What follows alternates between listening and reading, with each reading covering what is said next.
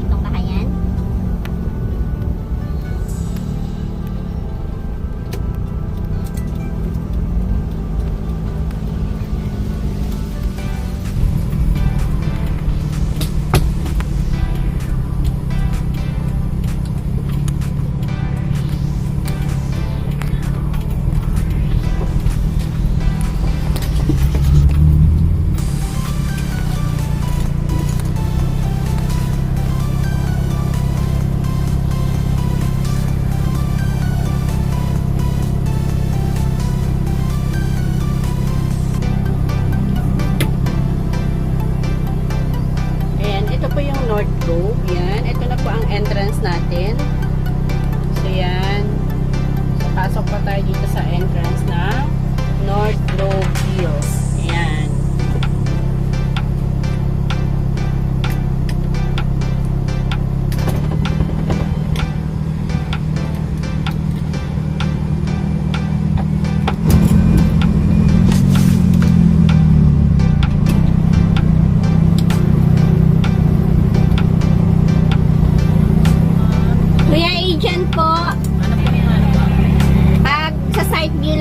Sa model house. Ano pong Realty. Rise and Shine Realty po.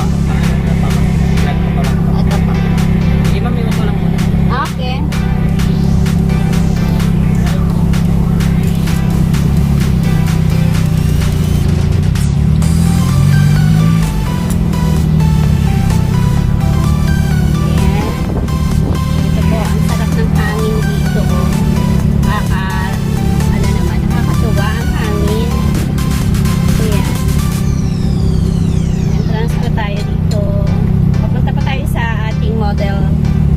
Model house.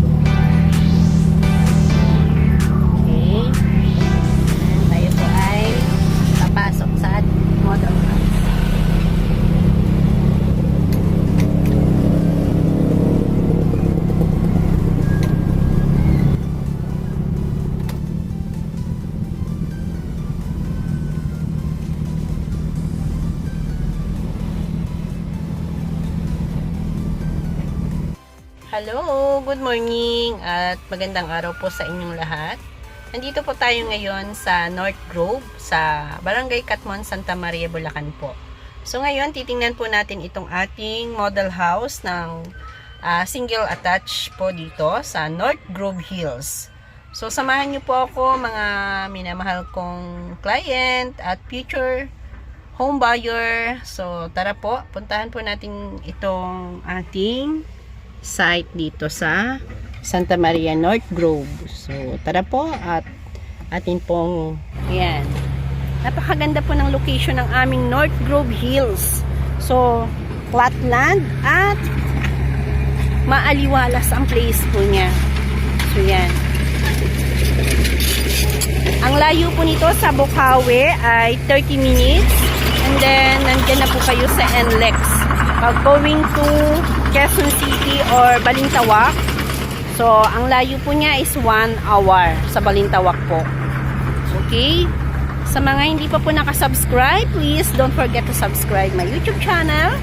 And please like and comment na rin po sa mga hindi pa po nakasubscribe. Huwag niyo po sanang kalimutang mag-subscribe, mga minamahal kong client at mga future buyer. Okay, thank you so much po sa mga lahat po ng inyong panunood. Palambing naman po mga minamahal kong future homeowners and mga viewers, please don't forget to subscribe at hit mo yung notification bell para lagi po kayong up. Okay, ka-property. So yan, ito yung ating model house na si Aspen. So yan, up and down po si Aspen at mayroon siyang lot area na 80 square meter. And then, ang floor area niya is 63.34. So, single detached po yan, si Aspen natin. So yan, makikita nyo po sa plus screen, mayroon siyang car park. And, ayan po, matatanaw po natin at makikita po natin, napaka-spacious po ng bahay na ito. So, ang kagandahan po dito mga minamahal kong client at future home buyers. So, tingnan nyo po at wala siyang gaanong mga provision. So, malaya po kayo na pag turnover ay kayo na po ang mag-provision nito. So, kung dito naman po yung ating one toilet and bath sa first floor. So, yan. Naka-tiles na rin po yan. Nandito po sa left side siya. So, at meron na po siyang lavatory at shower. So, yan. And mga madam and sir, nandito po ang ating another one kitchen ng indoor po. Dahil 2 kitchen po yan. Meron po tayo sa outdoor. At ito pong ating kitchen na ito ay with cabinet na po siya. At sink with tiles. And ang kagandahan po ay may provision ng window. So yan. Dito naman po sa ating part na ito ng ating receiving area ay napakaluwang pa po. So malaya pa po tayo na magpagawa o mag-provision ng 1 bedroom. Okay. So labas naman po tayo. At ito naman po yung ating pwedeng gawing laundry area pa. At yan, meron pa po siyang kitchen dito. So, kapag ayaw po natin sa loob, yan, meron pa po tayong 1 kitchen dito sa part na ito. Yan. At, nandito rin po sa side ng left na ito ang ating, yan, nasa labas po ang ating pinaka car park po ng ating house. Yan, nandito po siya. Okay, so yan mga madam and sir, mayroon pa po tayo ditong space for laundry area at inyong kitchen. Okay, akit naman po tayo sa taas. So akit naman po tayo dito sa ating second floor. So ayan ang stairs niya. Wood and yung kanyang rails ay tubular. So yan, maluwang po ang kanyang, ganun din po dun sa isang ating model. Same din po yung luwang ng kanyang stairs. So yan. At ito po ay naka vinyl. Vinyl ba to or vinyl? Yan. So yan. Ito po yung kanyang master room. So meron po siyang 3 window. At napaka-ventilated po ng room ninyo. So yan. Ready po ang mga socket at painted din po yan sa turnover. So yan. Napaka-spacious po ng kanyang room. Same din po ng first floor. So, yan.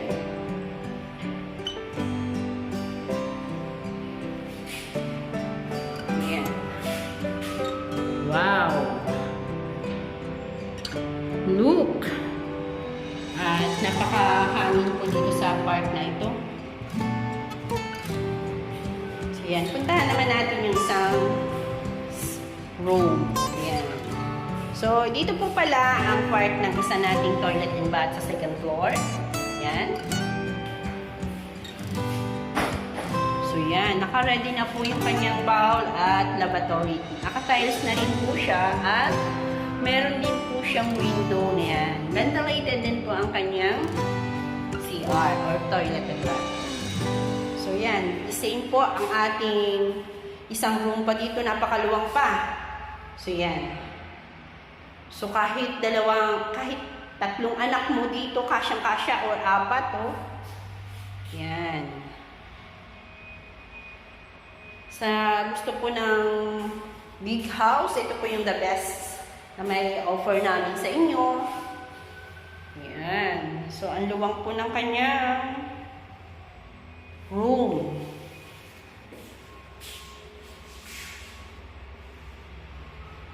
So, pwede pa pong ma-maximize ito ng another one room pa. Depende po kung paano nyo po i-maximize pa ito.